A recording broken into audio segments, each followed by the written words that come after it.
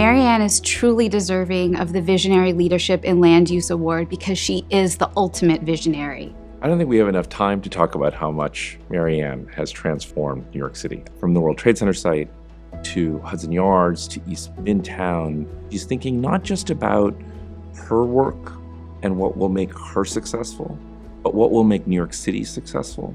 Visionary, leader, 40-year career, transformation, Times Square, World Trade Center, top of her industry, one of the most influential women in New York business community. Wow. What else do I have to say? It's all here. I can think of no professional real estate individual in our city that has had a more transformational impact in terms of her persona and her professional mark on our city.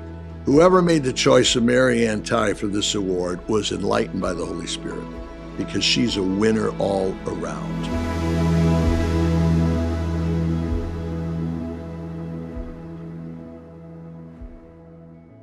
I've known Marianne for over 40 years, and she was looking to change positions.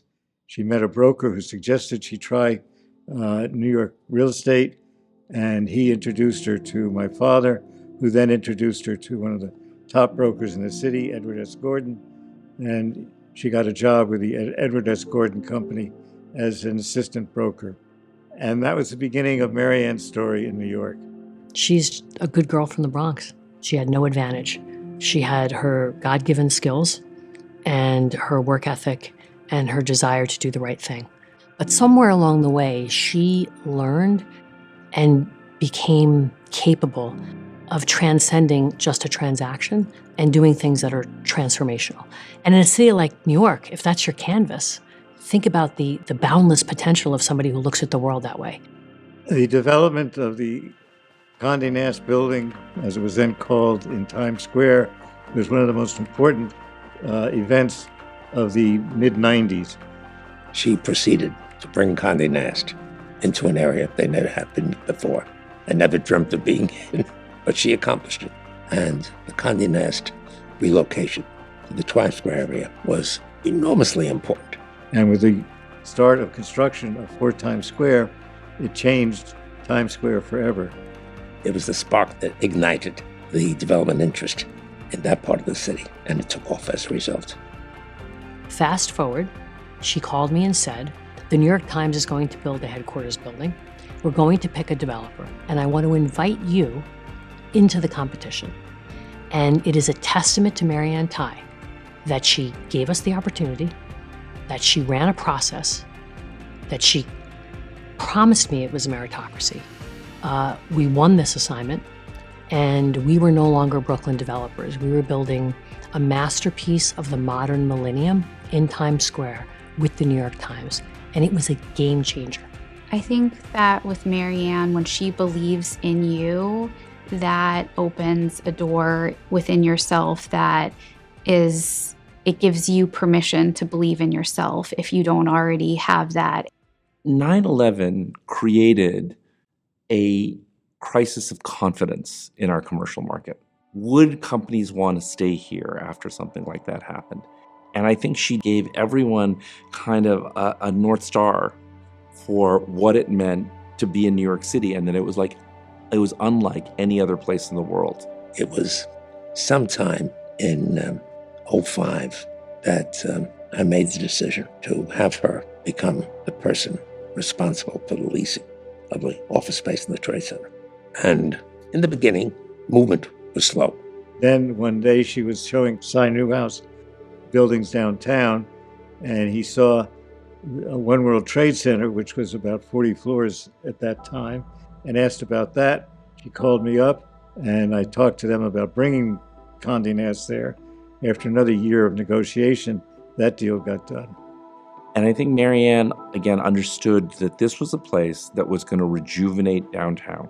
So just as, we're coming out of the horror of 9/11 and we're trying to think about rebuilding the World Trade Center site, we in the Bloomberg administration were also advancing the West Side, the High Line, Hudson Yards, and Marianne always had our back. She really helped close the Coach deal, which was the first big deal at Hudson Yards, and it was proof of concept It was really, really important, not just because it was a lease, but because it was a creative company. It was exactly the intention of what the area of the Highland Hudson Yards was supposed to bring to New York City. She's driven beyond something that just is about material gain. She really understands and is driven to make the world a better place, care about community, neighborhoods. And for Marianne, it's more than just about the bottom line. It's about making a true difference.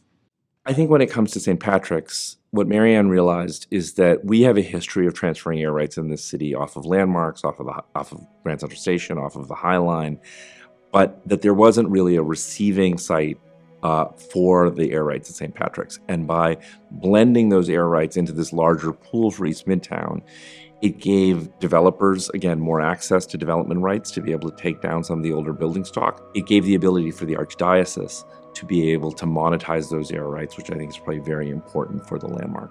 When I got here 16 years ago, my predecessor, great man Cardinal Egan, says to me, sorry to tell you, but you got a big headache coming up, because we were on the brink of a repair and restoration and renewal of St. Patrick's Cathedral, and it's going to cost you $175 million. With the air rights revenue, we'll be able to preserve that structure. So in the Sunday collections that we get at St. Patrick's, we don't have to use that for tuck pointing. We can use that for the homeless that come. We can use that to prepare couples for marriage. We can use it for grief ministry. We can use it for better music to help people pray and worship at Mass. That's what God's people are given the money for. I couldn't have done that without Marianne. People use the word broker. It's such an inadequate word for the work that she does that I don't describe her as a real estate broker. I think that she is a deal maker, but in the broadest sense of the word, because the deal making that she does is on so many levels, and it's so complex and it's so nuanced that I have countless examples that are a testament to her ability to do this at the highest level and function at a place in the industry that's rarefied air.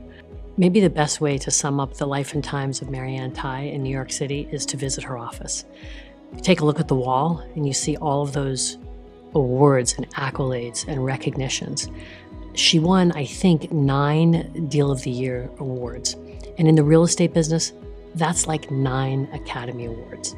She became the first woman to chair REBNY in its 114-year history.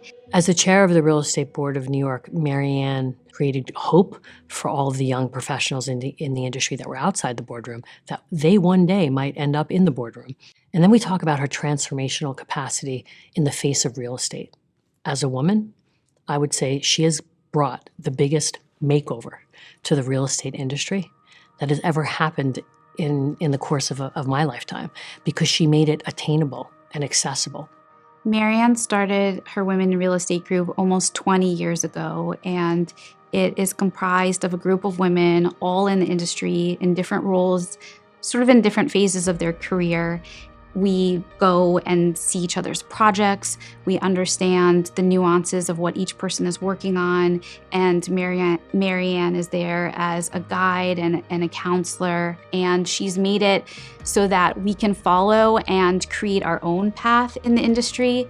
And I think something that's been incredible that Marianne has taught us that it's okay to not only be a woman in this industry, but to be ourselves. There are people that show up, and then there are people that really show up. Marianne shows up, but she doesn't just do that. She shows up with an eye toward how do we make things better. There just isn't a place where I don't look in New York City and I don't see her fingerprints. Her accomplishments in New York were so extraordinary. It was so far-reaching. The impact was so definitive. How could you not recognize the quality of her work, the impact that it had on the city? I mean, it was transformative.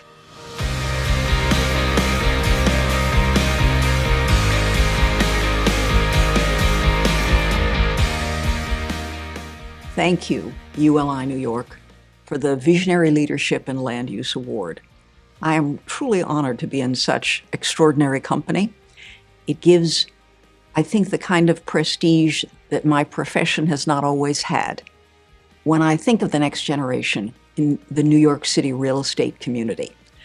I think of the importance of understanding the minutia of the profession, but to be able to step back and also at the same time envision the full landscape and the full scope of the community, that it's made up of many pieces and parts from architects, engineers, developers, owners, brokers, the whole gamut, because it takes collective action to make anything of scale happen. By the way, that's why an enterprise like ULI New York is so important, because it's the cross-fertilization of all that knowledge base that leads to success. Once again, my thanks to all of ULI New York for giving me this enormous honor. But I also want to thank all my colleagues and partners over the years. There are no deals, there are no buildings, there is nothing of scale that's done without a real community, and you've given me that for so many years. Thank you for the opportunity to express gratitude to all of you. Congratulations, Marianne. We're all so proud of you. You truly deserve this award. It is a notable achievement in a lifetime of notable achievement. And I just want to thank you from the bottom of my heart for your friendship. It's just a joy knowing you. You make being a New Yorker better. Marianne, congratulations for receiving this recognition. You justly deserve it.